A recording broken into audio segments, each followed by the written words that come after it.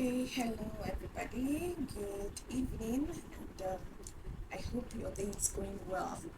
All right, you're welcome to the webinar on identifying the child's learning pattern and unlocking hidden strengths. I'm Mr. Lajumoke Awonugar, the founder of Olive Grove Educational Consults. I am a parenting education coach and a Montessori practitioner, or say early childhood development specialist. All right, so today we're going to be looking at the learning pattern of a particular child and why it's so important to identify this pattern in your children. So the main purpose of this webinar is just help us to get familiar with what learning styles are and how to identify them in your child and what to do after identifying them. So I'm going to start with a question.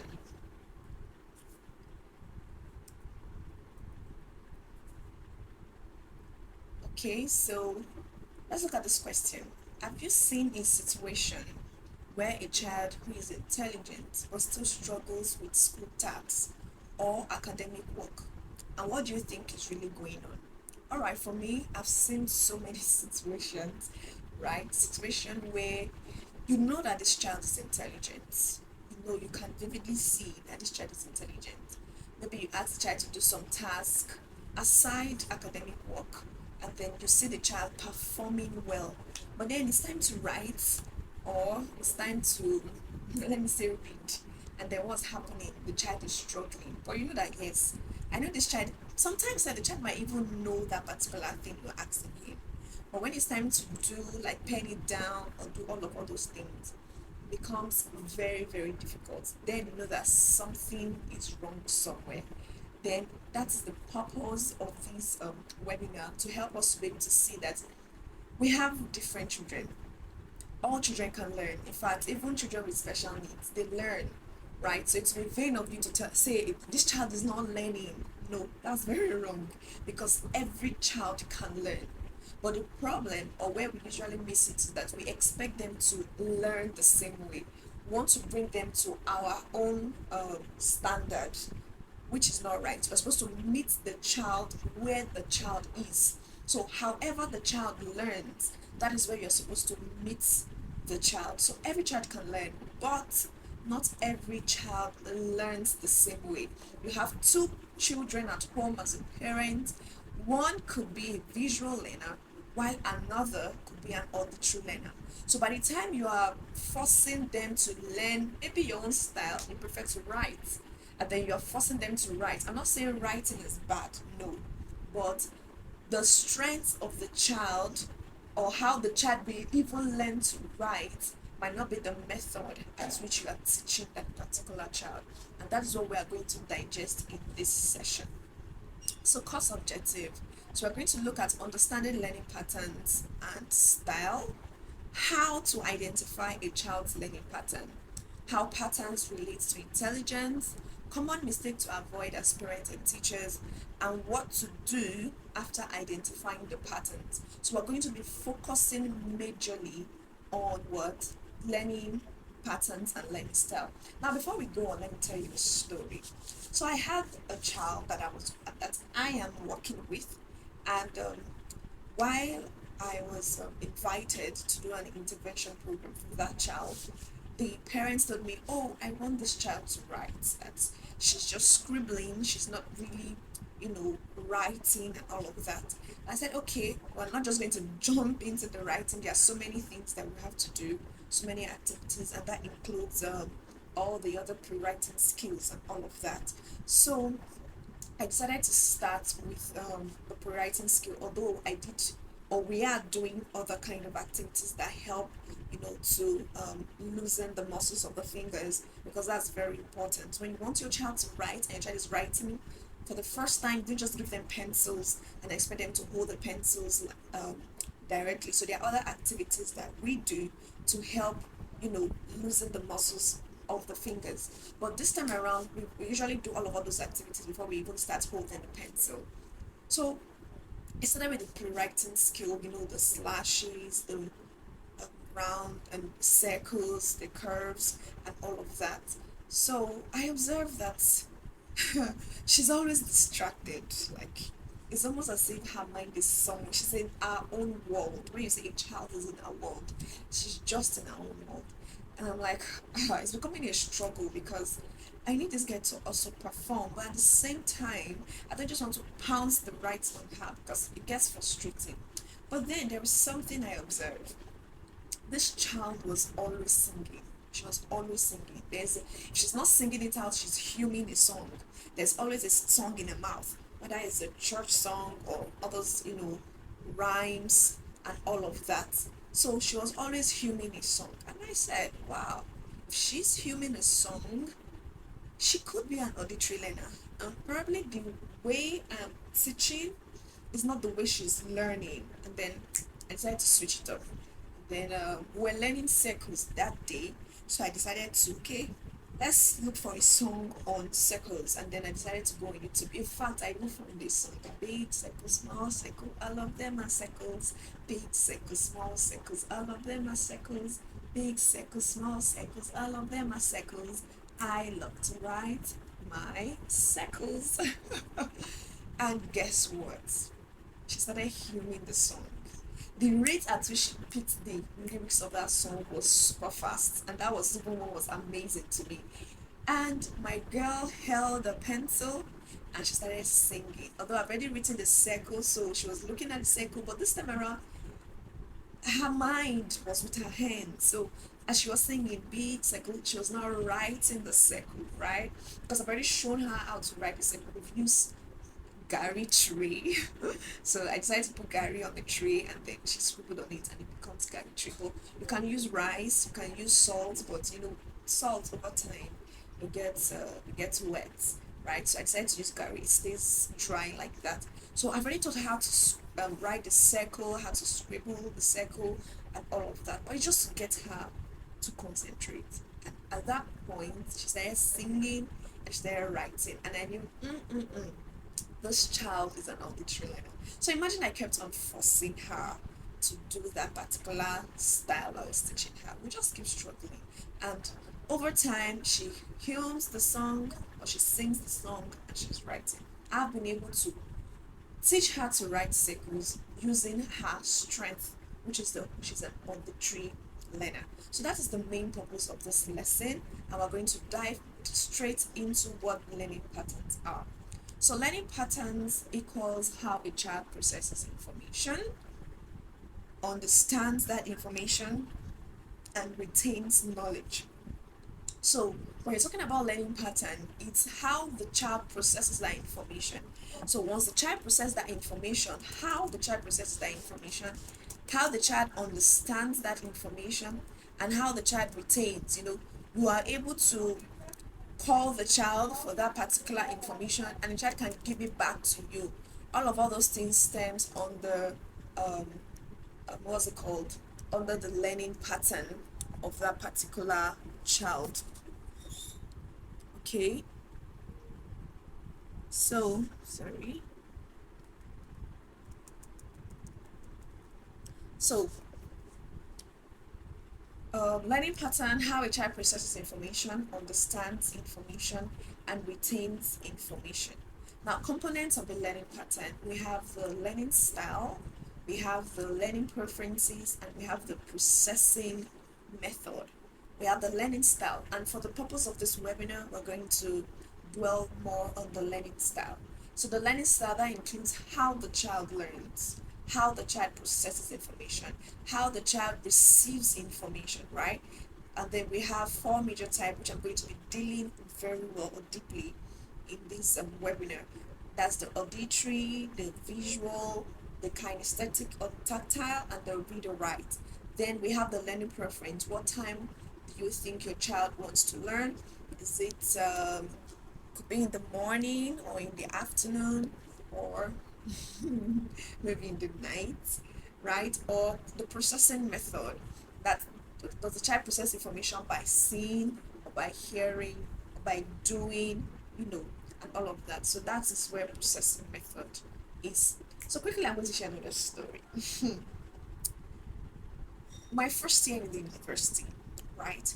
I usually attend night class, and 100 level, I usually attend night class. Why? Because yeah, my friends were going for night class, and I felt, oh, serious students were the ones going for night class. Then my phones were stolen several times because I was always sleeping. You know, I was always sleeping, thinking that yeah, I was reading or I was learning, but then I was deceiving myself. But when I understood how I learn, well, as at that time I couldn't label it as learning style or any of all those things. But when I observed that this wasn't working for me, night wasn't working for me, but the best time for me to read was early in the morning. So when I started reading early in the morning, I also observed that, oh, I think I prefer more visuals. When I see something, I tend to remember it faster than when I did not see it, right? In fact, if you want to show me a password or something, all I need to do is just to see it. Because I see it and I do it immediately, it sticks. But then you're just telling me my password is 12345. I end up not even remembering. So what happened? I was able to understand my learning preference. So even as adults, once we even understand these things about ourselves, we're able to help our child to be able to learn it. So for the purpose of this webinar, we're going to be looking at learning style. Now, what are learning styles? Learning styles refers to the way we learn, process, and retain information. Learning styles refers to the way, that's very important. Now, when you are teaching, the how or the way is as important as the what, right? So in as much as you have your curriculum, you also should know the way in which you want that curriculum to be driven, or you want that curriculum to be learned by the child. So the way is very, very important. Now, this is where it becomes so interesting.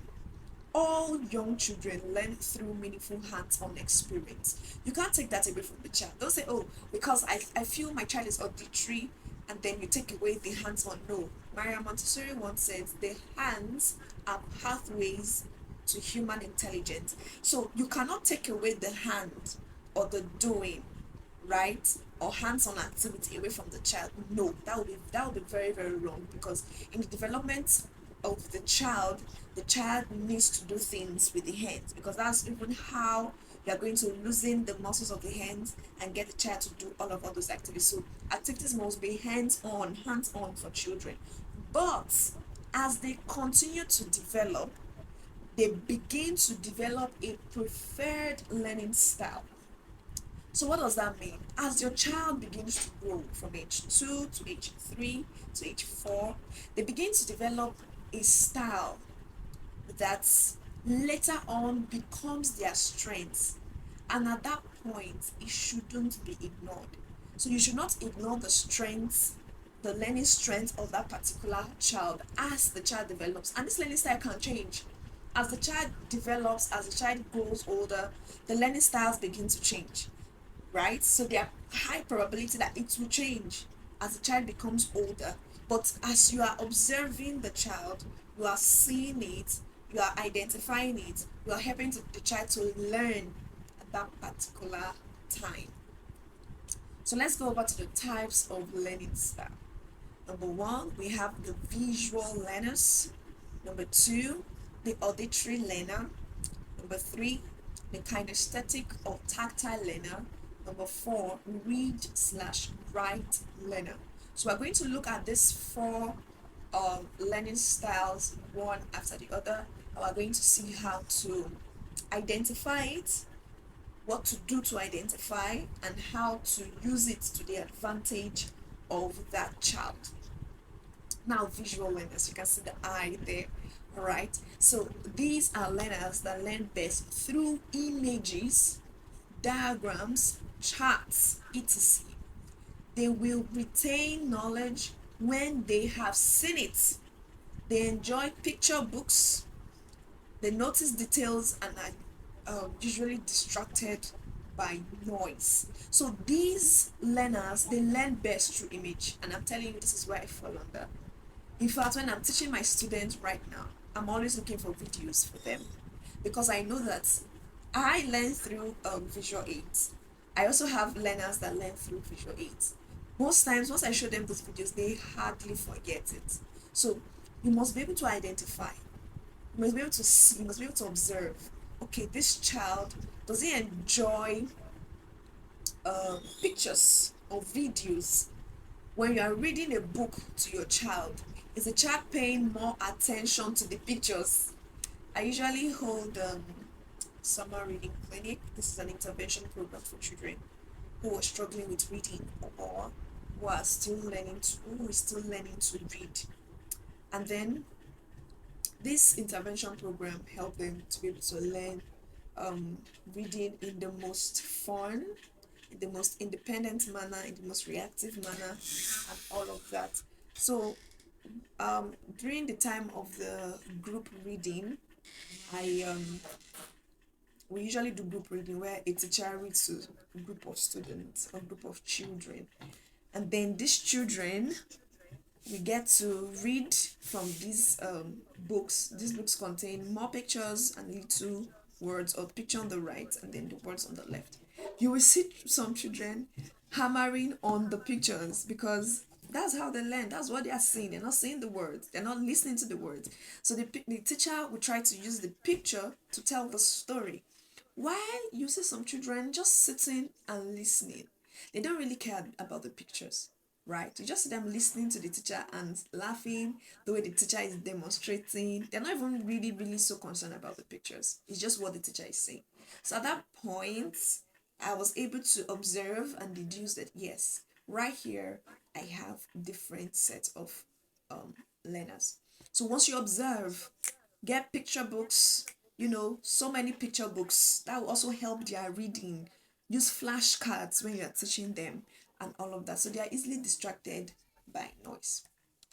Now, auditory learners, these are learners that learn best through listening, through discussion, through music, and verbal instruction.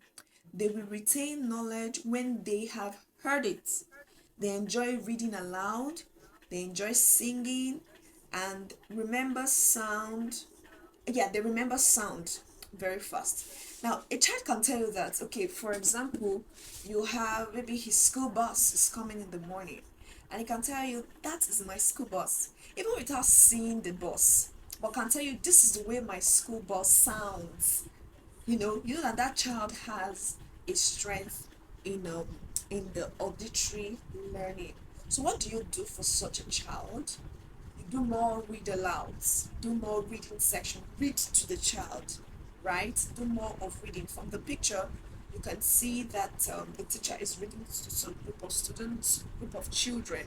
So you read to them, and then let them say it back to you. What you've read to them, let them say it back to you. So they enjoy listening, they enjoy discussion, and some of them say that they enjoy music, right? So we can do all these things for the auditory learners.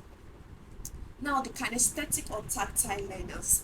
These are learners that learn best through movement, touch, and hands-on activities. In some places, you might see kinesthetic different from tactile. But I decided to merge them, or it can be merged, because the difference between the kinesthetic and the tactile is just, a small thin line. The difference is that tactile learner might sit still while doing hands-on activities, while a kinesthetic learner will want to move around. So that's the difference. But the two of them, they do the doing, right? There is more hands-on. And I tell you, at the early stage of child development, most children are usually kinesthetic, right? Because of the hands-on, they want to do. They don't just want to sit and listen or just visualize. Most children at this particular spot, you see them uh, doing more of the moving around. In fact, freedom of movement is something that is a must in an early child classroom, because you cannot restrict their movement. Movement is part of their learning. But remember, as the child grows, they begin to have a preferred learning style based on their personality type and all of that. So they will retain knowledge when they move around. So it is ill to tell this kind of learner to sit still. They can't sit still, right? And touch things. They find it difficult to sit still, and they enjoy participation. Now, read/write learner. These are learners that learn best through reading, writing, and taking notes. This you might see it at the later stage of the child, young children development. Now let me tell you, you might think, oh, most children don't like to write, but no, I stand to be corrected. I've seen some of my students which will finish writing their own notes, collect their friends' notes, and help them to copy their friends' notes. And it's not that they're even tired. It's something that you see that they enjoy doing it. So once you observe that your child likes to write, right? The child likes to write. It's at this point that you begin to develop that skill. Reading, writing is a skill. So they will retain knowledge when they read and write things. I don't know, but even as adults, sometimes for me, when I'm reading, probably most times, maybe when I'm not seeing anything visual, or maybe I'm not seeing something visual, as I'm looking at it, as I'm reading, I'm writing. Because as I'm writing, it's like it's helping me to retain the information in my mind. Okay, so one thing we have to understand is that children are not one dimensional.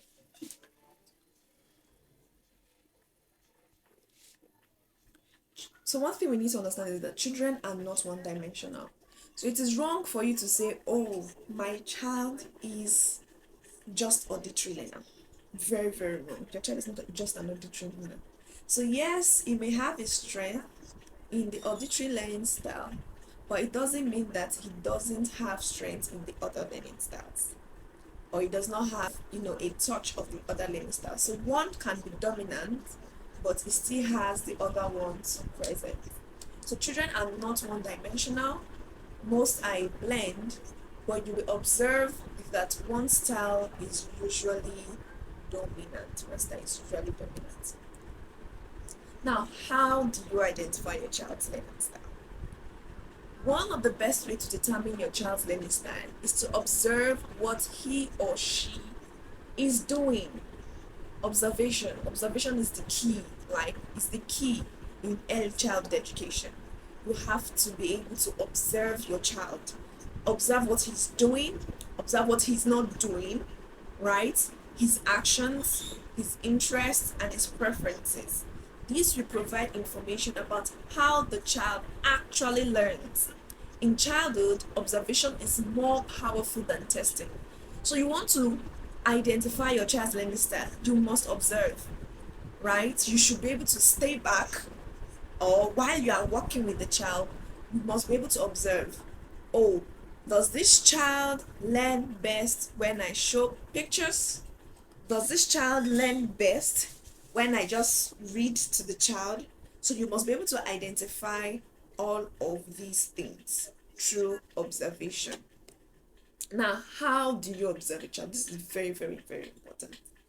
How do you observe the child?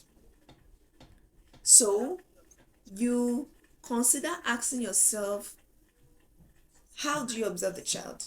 You consider asking yourself some initial questions. Do they like to read books or draw pictures? Do they like to participate in more activity or they enjoy sitting still? What type of toys does my child prefer? Right? You can do silent observation or guided interaction. So what this means is that while you are working with the child, you can observe. While the child is walking alone, you can observe. That's the difference between the silent and the guided, right? Silent observation, you're just staying back, uninterrupted. You're not interrupting the child. So maybe the child is playing with toys, or the child is doing one activity or the other. You're just there. Oh, which activity is he picking? He has plenty toys. Which one is he picking first? When he's playing with the toys, what is he doing? So all these activities is what will help you to be able to identify the specific or the dominant learning style of your child. So what are you to observe? You observe their playtime when they are playing, right? Like I said, using their toys. What do they do when they are playing? Right? So you observe. Then you observe their communication method. You observe their communication method. How do they communicate to you? When they are communicating to you, what do they do? What do they say? All those things. Then the learning preferences, even frustration time, what gets them frustrated? You have to also observe it. When you are teaching, when they are learning, what gets them frustrated?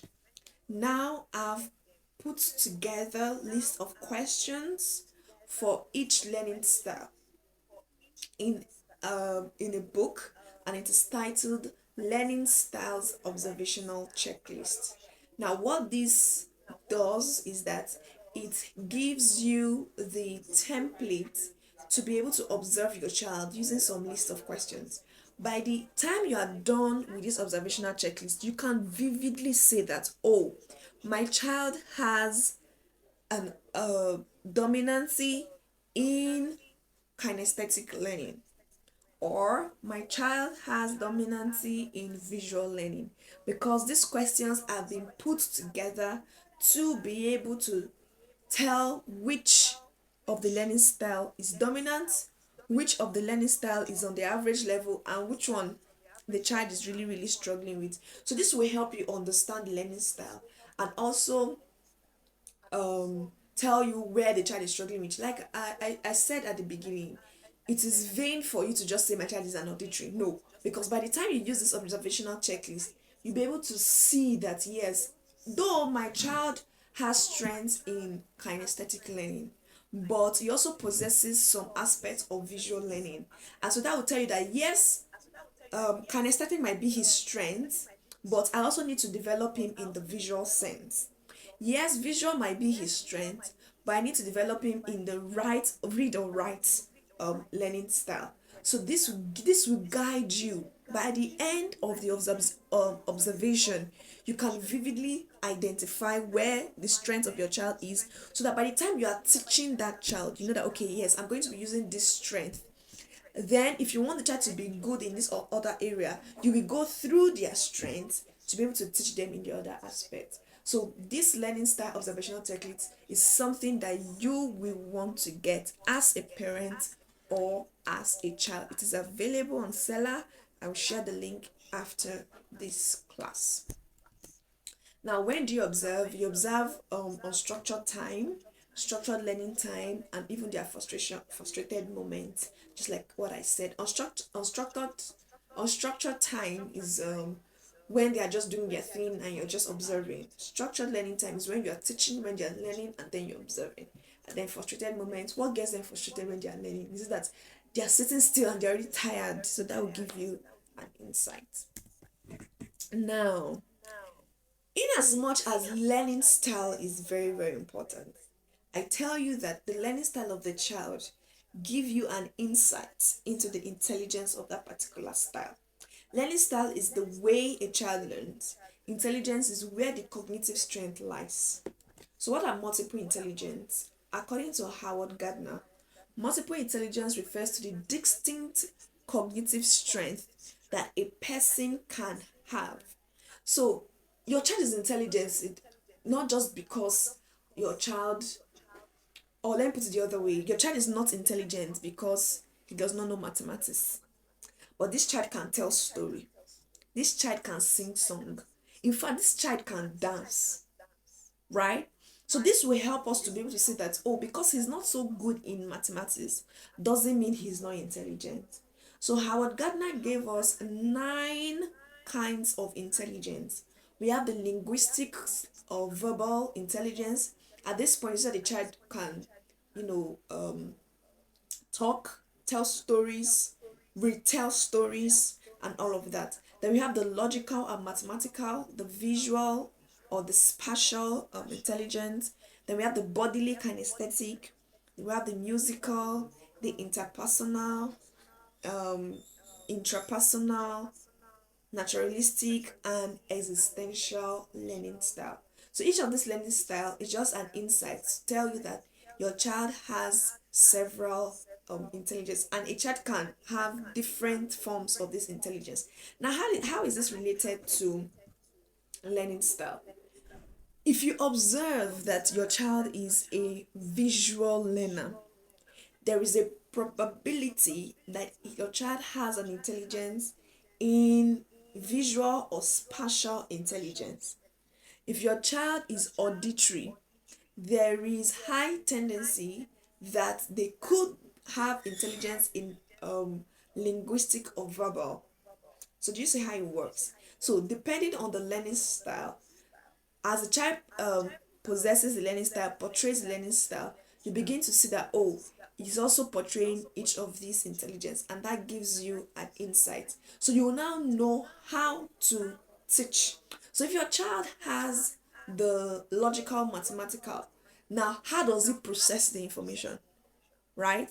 Is it that when he sees it, or when he writes it down to solve, or when he listen to you, all of those things. So you can relate the child's learning style to the kind of intelligence that particular child have. Some children like to work in groups. They are visual learners, but they like to watch things together with people. You know that, yes, they are visual learners, but they have the interpersonal skill. Interpersonal intelligence. So all these things, we can begin to observe them. Notes, observe them in your child. So mistakes. So as a parent, there are so many things that we do most times that causes harm to the children. And number one is labeling your children. We now begin to label them. Oh, you are too slow. You are even telling your child you are smart, right? You're already giving the child a label. So the child is trying to defend that label, right? So instead of labeling the child, talk about the efforts of that child or the work. Oh, what you've done is very smart, right? So that the child will pay more attention to the work, right? Then using one method approach for all is wrong. You have 12 children in your class. It will be wrong for you to just always do auditory thing all the time. No, you should be able to balance it. Ignoring or shutting down play. You cannot take away play from young children. You can't do that, right? So it's something that you have to, it is in their play that you observe them much, much better. Comparison, comparing children. I did like a whole month on my LinkedIn about comparison in children. Please, as parents, this is very, very common in parents, even in teachers. Please be very, very intentional. Avoid comparing your children. It is very bad. It brings down their self esteem and it affects them mentally. So please let us avoid that. Then misinterpreting movement. Of course, your children need to move. So it will be events in early childhood classroom, and then you have seats that cannot be moved. You cannot dismantle and rearrange the class. No. So whatever it is you are doing, you must be able to put in movement for the child. Let the child move. They want to move. Even if your child is an auditory learner, give them activities that will make them move, right? So that will help them. Now, what to do after identifying your child? Now, for teachers, change the approach, not the child. Teach with the learning style peculiarities in view. Adjust the delivery and not necessarily the curriculum. The curriculum is not the problem most times, it's the way we deliver. Plan for varieties of learner. Now, how do you do this as a teacher? For example, let me say you want to teach money, right? And you know that you have different category of learners in your classroom. You can group your students or you can group your children based on their learning style if you've observed. But if you've not yet identified all the learning style that all the children fall under, you can now do different approach lesson plan. So what is that? What that means is that if you are doing for money, that is our case study, and you are teaching money to children. For the visual learners, you know that you should bring visual aids, different money, types of money, pictures of money or videos of money that should be included. For the auditory learner, you can talk about the buying and selling mechanism. You can talk about it. What is the history of money? What money is used for? And all of that. Or spike a conversation. Ask a question and ask them to give you answers. So you know that the auditory learners are learning at that particular time. Therefore, the kinesthetic learner, you see, you can do the role play, money role play, buying and selling role play in the classroom, right? Where some people have some goods, some people have some money, and they're going to buy, and they're moving. right? So you've engaged the kinesthetic learners. And then for the read and write, you can ask them to draw, or you can ask them to draw or to color the money. You can have worksheets and ask them to color. So what have we done? Yes, you are engaging all the students. All the students are doing all of the activities at the same time. They are doing the activity for the visual, they're doing activity for the auditory, but you are driving that lesson to the peculiar need. You might never know a learner A is auditory learner, and while you were discussing has already picked the lesson. Learner C is kinesthetic. While you are doing the role play, has already picked the lesson. Learner D is visual. While you were showing the video, they've already picked the lesson. So what have you done? You'll be able to inculcate the learning style into your teaching method. So reinforce the cognitive strength and teach smarter. For parents, pay attention to playing time. Use toys as tool for observation. Turn daily moments into learning, right? Engage your children in daily moments, in cooking, in cleaning, engage them. So once you see how they do all these things effortlessly, it begins to give you an insight into how they learn.